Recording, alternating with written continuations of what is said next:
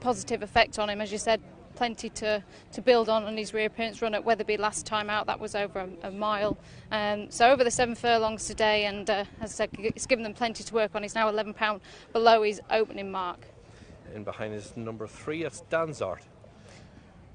For Stella Barkley and Paul Mulren, and Paul chasing a double in the afternoon. Yeah, I think they're trying the 7 furlongs today. I think, from what I gather, Paul said it was just they're going to try something a little bit different. He did win back in 2023 3 times off a mark of 46 all the way up to 60. So he's probably not the best handicapped in this race, but he comes here having been in good heart this season. So yeah, they're over the 7 furlongs today, which they're going to give it a try, I think. Okay, well.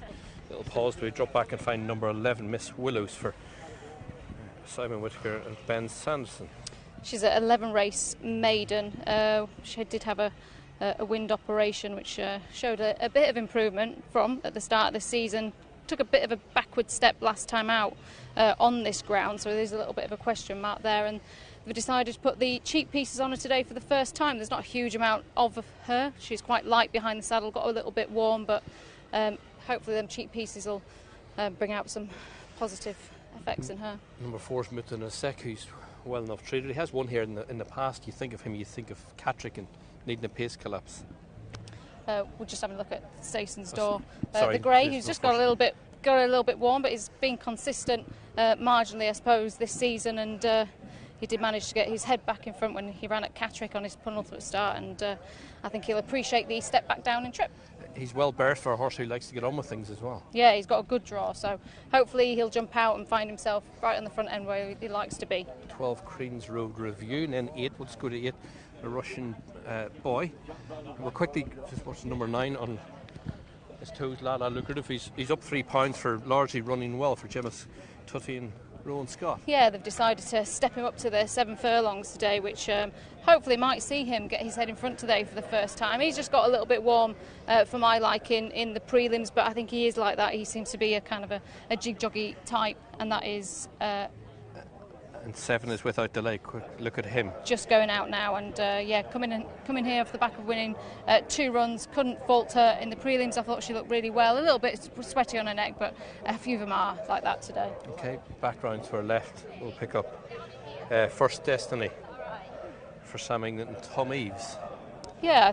It's going to take another turn by looks of things, yeah. Looks well. I mean, you couldn't really fault him at all. He's a nice, big, strong type, but just... I mean, she'd need to take another step forward from what we've seen, but they've tried a couple of different tactics, dropping in, riding a bit more prominently, so it'll be interesting to see how they're riding today. Okay, and the horse I was trying to talk about earlier, we got mixed up, is number 4 at the top of the paddock. Jockey Jimmy Sullivan not on board, said he has won here in the past. He's down to a good enough mark. He's largely campaigned at Catrick, isn't he? Yeah, he's £3 below his last win mark, and as you said, a bit of a Catrick specialist. I thought he was one to keep an eye on. I know he has won here in the past, but he seems to save his best for Catrick, so we'll see how he gets on today, and maybe want to know for when he goes back there. Okay, let's look at him for Division 1 of the great prices at bresbet.com. Handicap 7 furlong trip, and they're making their way down. The parade ring prior to this 4 o'clock contest. Here's how they bet.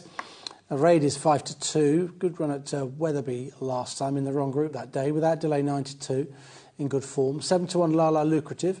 Saison Door 9-1. It's 9's Danzart. Rasheen Boy 11s and 12's First Dynasty. Mutanaaseq 16-1. Without Floor is the same. 20's Agnes Gray and Miss Willows 22-1 and Queen's Road Review 25-1. 12 of them going to post here for this 4 o'clock at Thirsk. Let's have a look at horses in a really good form Without Delay. This was Catrick last time up. She'd won previous to this at Musselburgh, and back to 7 furlongs here at Catrick. She was pretty good this day. She was quite keen in the early part of the race.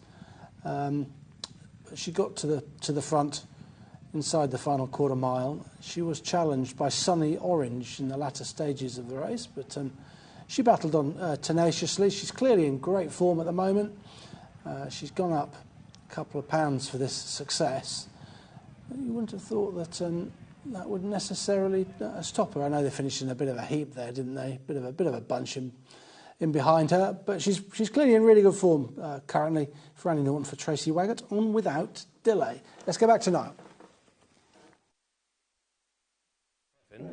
Isn't insurmountable, but you wouldn't pick it because you imagine Conor will be looking to get out and edge across. Yeah, I expect so from his draw. And do you know what? You can't really fault her at all. She won at Catterick last time out. I think she'd really kind of relish a nice, strong gallop to aim at today. The fact that she stays a little bit further, and I know she's gone up £2 for that last success, but I think she looked like she's a nice, tough, strong type. And it's quite funny actually, because she hadn't really shown a huge amount at the beginning of the season, but she seems to be really thriving with a bit of sun on her back anyway, especially. Yeah, she's up £3 from Musselburgh to Catterick, and up another £2 for that success. But Rhea is the horse that had Lamarck. He looked more of a substantial horse, didn't he? He did look that way. In the Staunton colours for Richard Fay and Oshinor, he's out in stall 9, but says he's £1, eased in grade for that Weatherby run where the race just developed. Unexposed winner as well of David O'Mara's for Cheveley Park underneath the stand side rail. He was more the centre of the track. Yeah, I really like the winner, Owen Accord, who won the race that day, and I think she's very, very nice. And this lad, as you said, he has got a bit of quality about him when he walks around in the prelims. Just got a little bit warm, but nothing, he wasn't doing anything naughty. I think it's just because it's so hot today, and a lot of these horses have, we've kind of gone from being quite cold to then hitting up into the double figures temperature-wise, and a few of them are just kind of a bit shocked by it, I think, more than anything. And he's £11 below his opening mark, so the gelding operation did look like at Weatherby it had a desired effect, and I think it left plenty to build on. That was his first run since November last year, so he's massively open to come on for that run, and I can see why he's kind of ahead of the market, because he did look like he had a bit more quality about him in the prelims compared to some of the others. And third in is Lala Lucrative, son of Profitable. He's up an extra furlong today. In the colours of David Lowe and Gemma Tutty. The Blue Storm run a cracker in the Palace of Holyrood on Friday, finishing second, beaten half a length. And Gemma continuing her fine season. This 3-year-old will jump out of stall 5. Yeah, I mean, they've decided to step him up an extra furlongs, even though I suppose it's a bit of a sharp 7, so if he's going to get away with it anywhere, it would be here. He's ran over 5 and 6 furlongs, and just maybe a little bit of a question mark about the ground. All his runs have been on soft and heavy, and good to soft, I suppose, probably would be the quickest. So be interesting to see how he handles the quicker surface today. He's a little bit of a hothead. You can see him jig-jogging there down at the start, but he's shown enough, hasn't he? He was only beating a neck at Catterick on his penultimate start in May, and I actually followed him in the time afterwards at Ripon, which was he didn't seem to back it up all that well, and he just looked like he was kind of outpaced and a little bit one pace at the same time at Ripon last time out. So I can see why they've decided to step him up to the 7 furlongs, and on his pedigree he should be able to get away with it. Okay, Sassendor is 9 years young. He might go forward as well from stall 3. You see his form figures this season: second, third, first, fourth. Yeah. First few of them obviously on an artificial surface. I won at Catterick, Apprentice Riders race. Yeah, I thought he'd be one for an each way bet. He's, as you said, he's been so consistent this year, and most of it obviously was on the all-weather at the beginning of the year, but he seems to have really kind of stepped up since he went onto the turf at Catterick on his penultimate start, and then he ran well at Ripon last time out as well. So I thought, considering he was double-figure prices, I thought he would be one to have on your shortlist. I know we know what kind of horse he is, but I thought he would appreciate the step back down to the 7 furlongs, which he won at Catterick on his penultimate start. So yeah, I thought he was one for an each way. He's 9 years of age, and he is currently 9-1.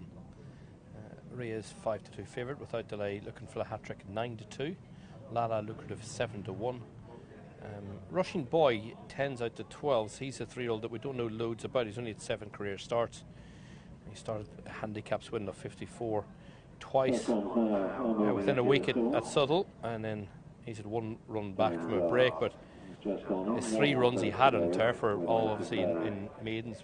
Yeah, back in 2023. Yeah. So I just thought there wasn't really a lot for us to kind of go off. Really, I thought this was a watching brief really for Rusheen Boy. I know he's won twice on the all-weather, and he's back on the turf today. But yeah, tricky one. I thought he was to assess, so I had him down as one to watch today. Okay, start loading up then. Goes for Julie Fielding and Dylan Hogan. Without Flo, it's a 3-year-old filly who, since moving into handicaps, ex-Archie Watson, but since joining this yard, is 2nd and 3rd out of 4 starts. Yeah, she won on soft ground, and it does look, when you look through her form, that she is most effective on ground with soft in the description, so I wasn't quite sure how she'd handle the quicker surface today. Okay, and she will go into stall 6 for mark of 63. As Lala Lukrative goes into stall 5. I think we're not far off a start here for Division 1 for the great prices on bresbet.com. There's Miss Willow's still out of line. She's due to go to stall 4 for Simon Whittaker and Ben Sanson. And Mutanaaseq, still out of line, will win to stall 2. Marshall has won here in the past, but he's been largely campaigned at Catterick. Right, as he edges forward, we'll hedge back up in the commentary box and rejoin Stuart. Up to stall 2 goes Mutanaaseq. Probably going to be just about the last one he slots in for this great prices on bresbet.com handicap. All in. They're off at a race over 7 furlongs, 1,400 metres this time. Rusheen Boy in the dark blue and green is rushed up out wide to try and get a prominent position. Gone off sharply here. First Dynasty in the purple and pink is handy with the grey Saison d'Or. And without delay, the orange cap trapped wide, but takes a prominent position. La Lucrative in the emerald green is just in behind horses, with Danzart immediately in front of him, the shades of blue, as they move into the turn. First Dynasty at the end of 2.5 furlongs, leading narrowly over Rusheen Boy. Without delay, wide of Saison d'Or, Danzart, the blue sleeves up between horses. Then Ray with a hoop cap circling them, 3 lengths off the pace. Agnes Gray in a pink jacket on the inside of La Lucrative as they straighten at halfway. Further back to Without Flaw from Miss Willow's Queen's Road Review, the red cap last but one, and Mutanaaseq is in rear. They're already moving on down towards the last 2 furlongs. First Dynasty on the right. Without delay, the orange cap bustled up to challenge. Away to the left, Ray with the hoop cap has come there, travelling very powerfully, it would seem, and is now quickening through to take over. On the extreme left, Queen's Road Review is running on from the rear. Without Flaw is also staying on, but Ray inside the furlong has skipped away here, 3 lengths ahead. Queen's Road Review is giving chase, but it's vain chase, because well backed, Ray wins with any amount in hand over Queen's Road Review. Without delay, just 3rd, and Without Flaw close up in 4th. Bolted up, easy and great. Dropped the pound for that Weatherby run, which was much stronger and great. And he's won here. The 5-2 favourite for Itchafai and Oshinor on board. He's beat Queen's Road Review in 2nd for Timmy Spin. David Allen, wasn't it? And without delay. She run well again in 3rd for Tracy Wygat and Conor Beasley, but this horse was just eased and grade, and he looked different class in the paddock, and he's went through the race like he's different class. Yeah, he's travelled through it really, really sweetly, hasn't he, under Oshinor, and he was, you know, one of the last ones to come off the bridles. He was the last one to really fully commit and go for his horse, and basically by